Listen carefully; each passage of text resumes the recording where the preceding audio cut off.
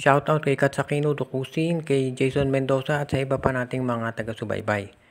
At ngayon dito sa balita natin, mukhang may biglang trade proposal. Itong NLEX Road Warriors dito sa Barangay Ginebra.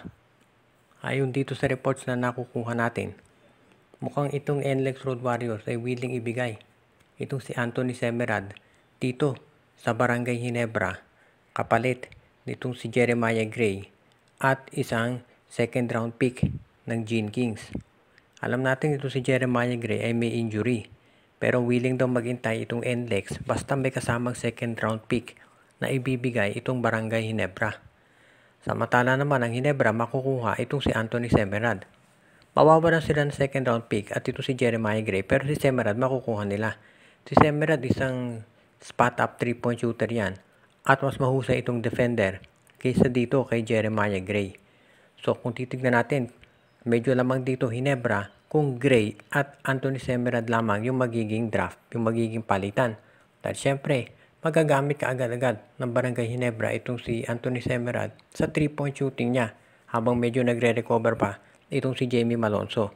Pag nakarecover na si Jamie, pwede na magpalitan dito sa power forward itong si Malonzo at si Semerad, at pwede na rin sa small forward itong si Semerad. Pwedeng pagsabayan ni Coach Tim Cone. Yun nga lang, itong NLEX hihingi naman ng second round pick, so medyo dyan magiging balance yung deal.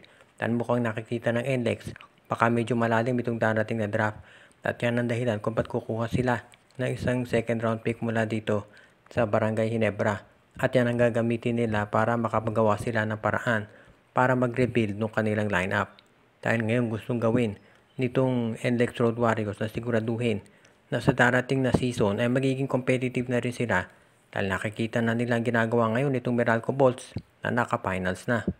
Hindi lang itong Barangay Ginebra at TNT ang gumagawa ng paraan ng pagdating sa mga trades, kung hindi maski na itong independent teams katulad ng Rain or Shine Elasto Painters at itong Converge Fiber Xers. Ang isang tinitignan daw ngayon nitong Converge na posible nilang gawin ay i-trade itong si Jeyo Ambohot dito sa Rain or Shine kapalit ni Luis Villegas. Si Villegas ay 6'7", pareho ng height ni Ambohot. Pero ito si Villegas hindi pa nakapaglalaro dito sa Rain or Shine dahil nagka-ACL injury. Samantala naman itong si Ambohot, wala namang injury yan pero hindi masyadong ginagamit ni Coach Aldin Ayo. At dahil mukhang hindi akma dito sa sistema ni Coach Aldin Ayo itong si Ambohot, gusto nilang i-trade yan para dito kay Luis Villegas. Si Villegas hindi pa natin nakikita naglaro dito sa PBA ever since itong madraft yan dahil nga medyo nagtagal yung kanyang recovery mula sa ACL.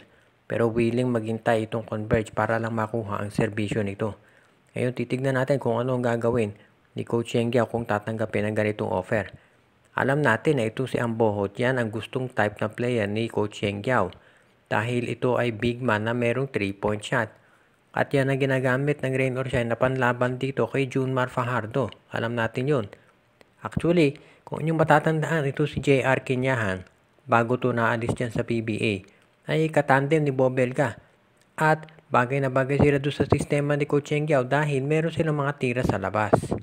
Yun nga lang, naging problema dito, of course, itong si Villegas hindi pa magamit. Nandiyan si Kit Datu. Pero gusto ng Rain or Shine na isa pa syempre big man. Kinumpirma na yan ni Coach Yeng. At kung makukuha nila itong si Jeyo Ambohot, babagay siya dyan sa sistema nila. Samantalang ito naman si Luis Villegas, pwedeng yan ang maging ka-twin tower nitong si Justin Arana plus darating pa si Justin Baltasar.